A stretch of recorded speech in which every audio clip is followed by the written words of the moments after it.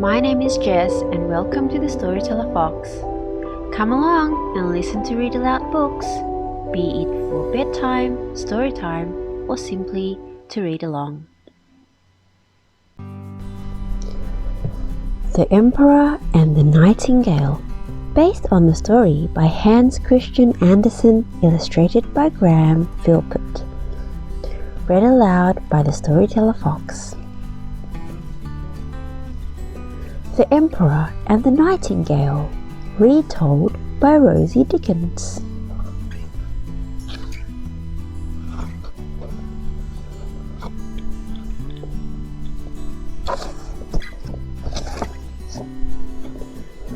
The Emperor of China was a very proud man. He always wanted the best of everything.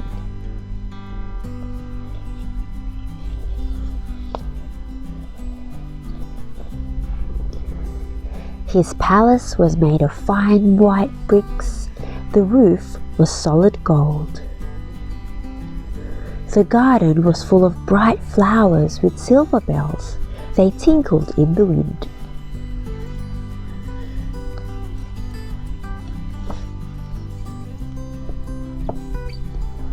The garden was very big. It was so big that even the Emperor never saw it all.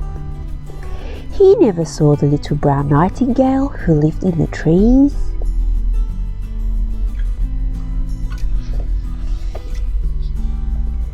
But other people saw the nightingale.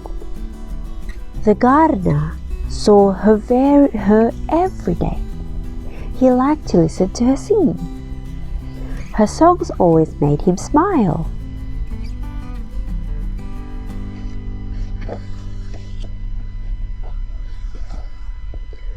One day, the Emperor was reading a book about his wonderful palace. The book said, "The garden is full of bells that tinkle sweetly." The Emperor smiled, but the next page made him frown. It went on, "But the nightingale's song sounds sweeter than the bells."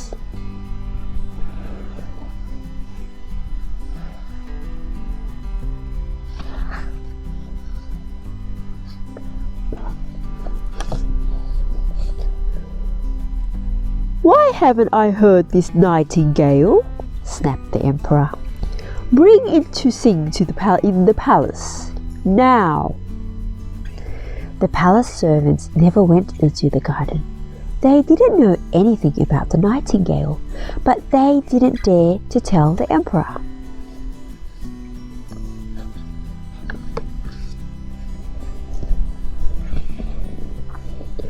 They searched high and low. They looked under flowers and behind bushes.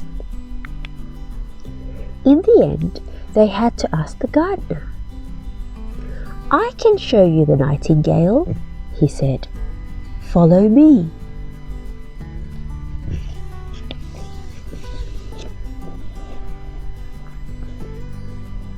They walked and walked. Suddenly, they heard a croak. "The nightingale!" cried the servants. The gardener smiled. "No, that's a frog in the pond," he replied. A little later, they heard a loud moo.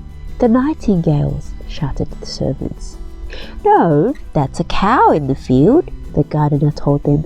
He was trying not to laugh.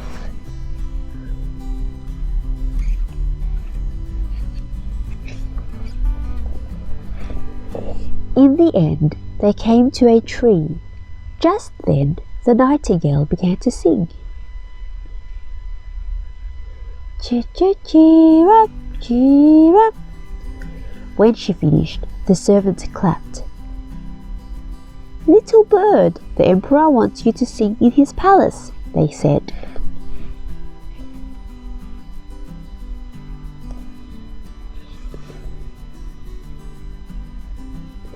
"My songs sound best out here among the trees," said the bird. but I will come," and she flew back to the palace with them.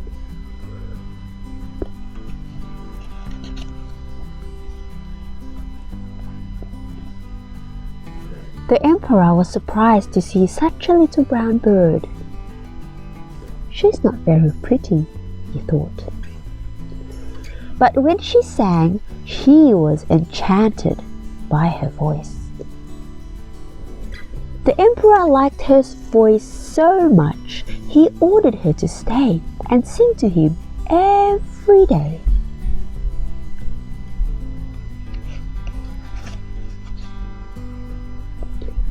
The emperor gave the nightingale a silver cage, but she missed living outside among the trees.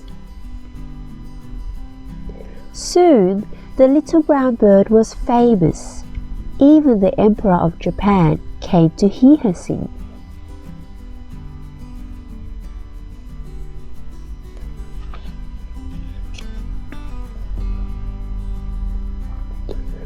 One day, a big box arrived at the palace. Inside, there was another nightingale. This one had sparkling golden feathers. Its eyes were made of rubies.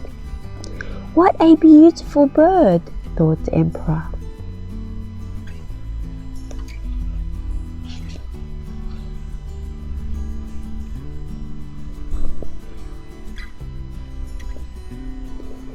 When you turned a key, it sang like the little brown bird. Well, sort of.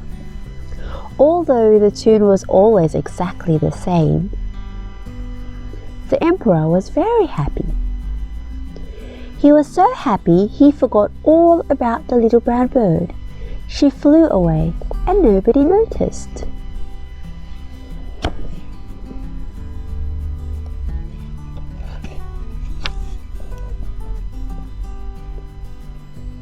The emperor played the golden nightingale every morning and every evening. Until one day, instead of singing, it went whizzoo and kerplunk.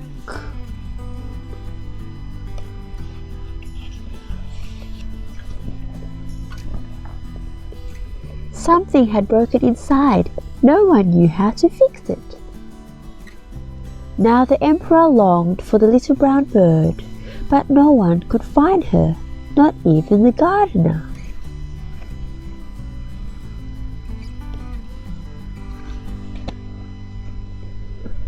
Then the emperor became sick. He lay in bed, staring sadly at his broken bird. His room was full of silence and shadows. The doctor said he was close to death.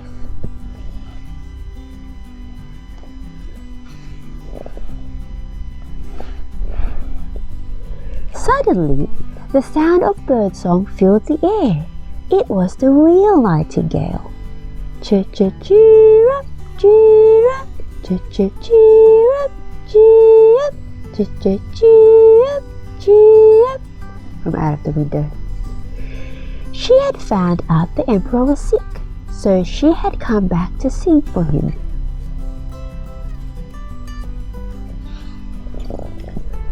She sang so sweetly that the shadows seemed to fade. The emperor smiled and he began to get better.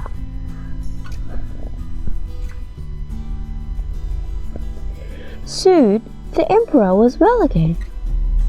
"I'm sure the nightingale cured me," he thought. "Please stay," he begged the little bird. "You can have a golden cage and all the servants you want." "I prefer to live outside among the trees," the nightingale replied, and she flew away. The emperor was very sad. He asked the gardener to plant a tree under his window. "It will remind me of the nightingale," he said. The gardener watered the tree every day. It grew and grew.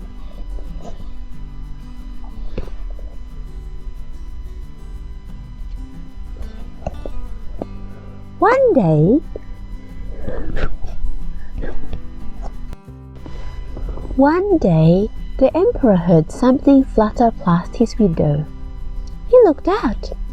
Cheer up, cheer up, cheer up, cheer up. To his surprise, he saw two nightingales. They were building a nest in the tree. And when they sang, everyone in the palace smiled to hear them, the emperor most of all.